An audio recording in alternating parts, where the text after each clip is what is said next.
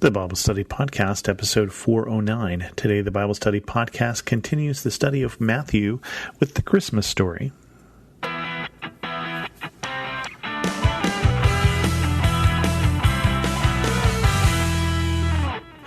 Welcome to the Bible Study Podcast. I'm your host, Chris Christensen.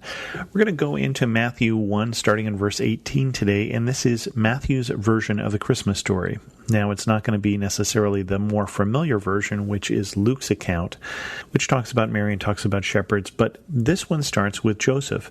As we had Joseph's lineage here at the beginning of Matthew 1, so we have Joseph's version of the Christmas story, which is a little less Peanuts Christmas special version, because basically Joseph's version, or Matthew's version, is a scandal. And it starts like this.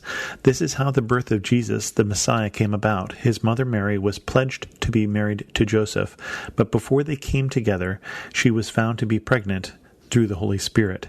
Because Joseph, her husband, was faithful to the law and yet did not want to expose her to public disgrace, he had in mind to divorce her quietly. But after he had considered this, an angel of the Lord appeared to him in a dream and said, "Joseph, son of David, do not be afraid to take Mary home as your wife, because what is conceived in her is from the Holy Spirit.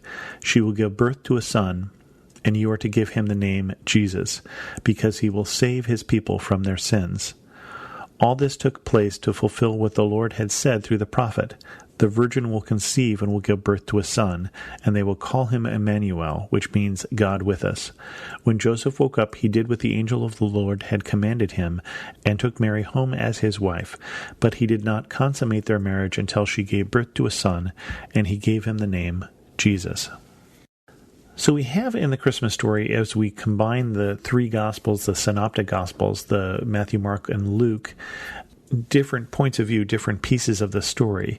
And we have two births. We have the birth of John the Baptist, and we have the birth of Jesus.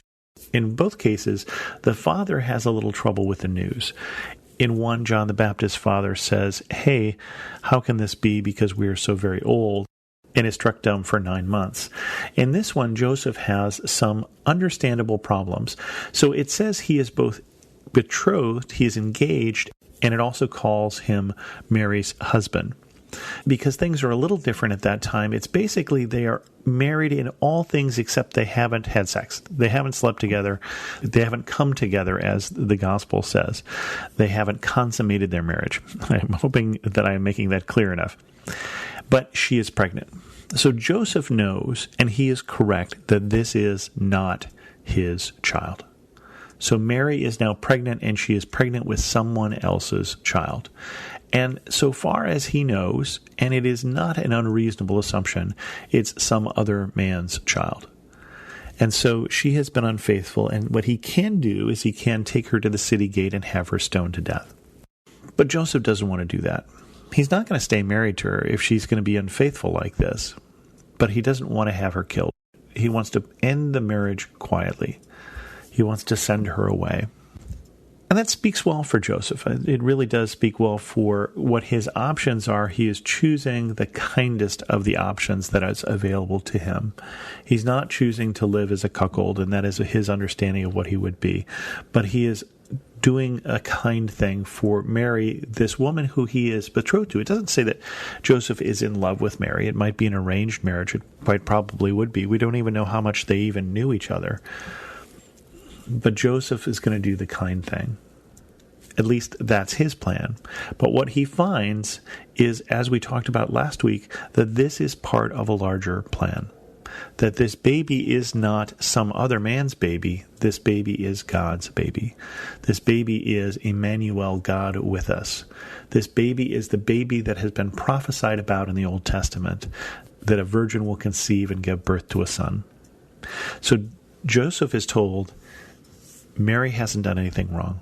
Don't be afraid to take her home as your wife. Now, even if he does that, we have to understand that people may be snickering behind Joseph's back for the rest of his life. Joseph is willing to put up with the jeers of the people who, like him, didn't understand. Joseph is willing to do what God says he should do, which is take Mary as his wife and name the baby Jesus. Joseph is faithful. And that's not a bad start to the story that Matthew is telling. So Matthew tells us about the lineage of Joseph, and then he tells us about the faithfulness of Joseph.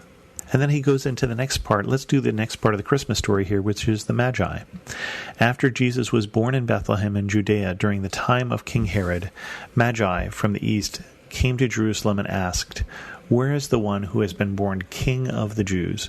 We saw his star when it rose and have come to worship him." When King Herod heard this, he was disturbed, and all Jerusalem with him. When he had called together all the people's chief priests and the teachers of the law, he asked them where the Messiah was to be born. "In Bethlehem in Judea," they replied, "for this is what the prophet has written. But you, Bethlehem, in the land of Judah, are by no means least among the rulers of Judah, for out of you will come a ruler who will shepherd my people Israel." Then Herod called the Magi secretly and found out from them the exact time the star had appeared. He sent them to Bethlehem and said, "Go and search carefully for the child. As soon as you find him, report to me so that I, too, may go and worship him." After they had heard the king, they went on their way, and the star they had seen when it rose went ahead of them until it stopped over the place where the child was. When they saw the star, they were overjoyed. On coming to the house, they saw the child with his mother Mary, and they bowed down and worshipped him. Then they opened their treasures and presented him with gifts of gold, frankincense, and myrrh. And having been warned in a dream not to go back to Herod, they returned to their country by another route. And so we get here the visit of the Magi, or as we know of it from Christmas carols, the three kings from the east.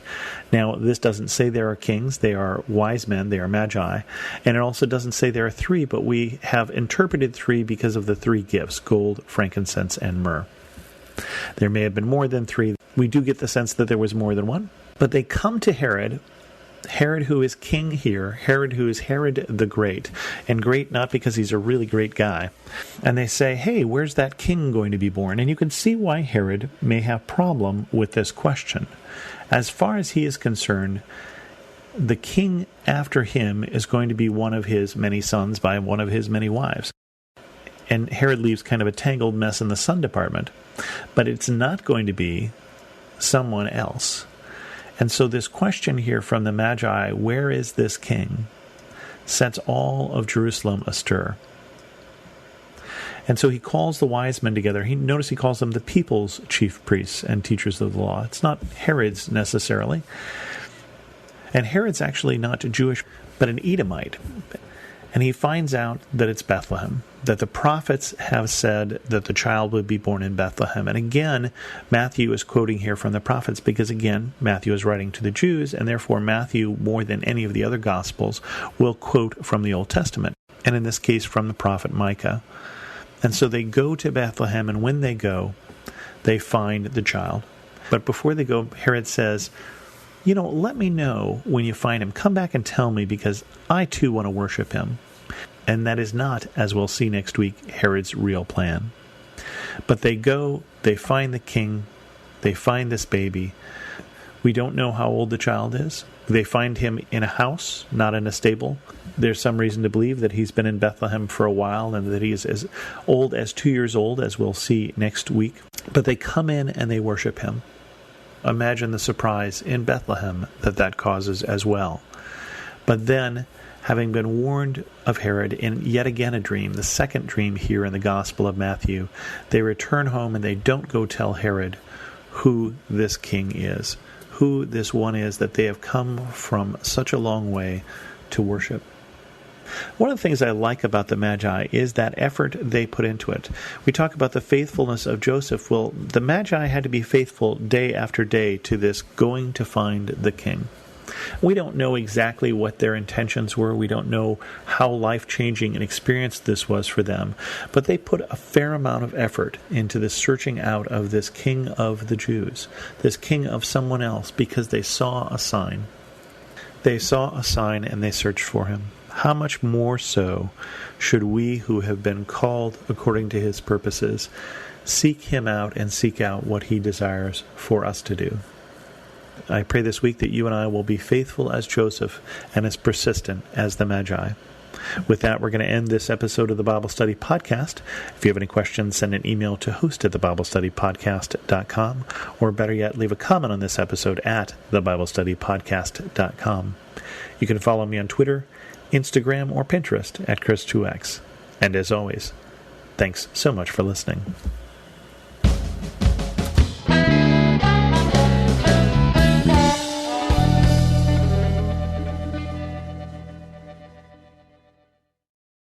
What do you do when the world around you is falling apart? It's amazing to me how many people are breathing air. They're going about their business and doing the things you're supposed to do. But if you really ask them, they know that on the inside, they are spiritually and emotionally and relationally dead. If we're not careful, all of us can experience that death. When what we need to do, even as the world around us is falling apart, we need to learn how to march when it would be easier to stay where we are and die. Join me each week on the March or Die Show as we discuss that and so much more.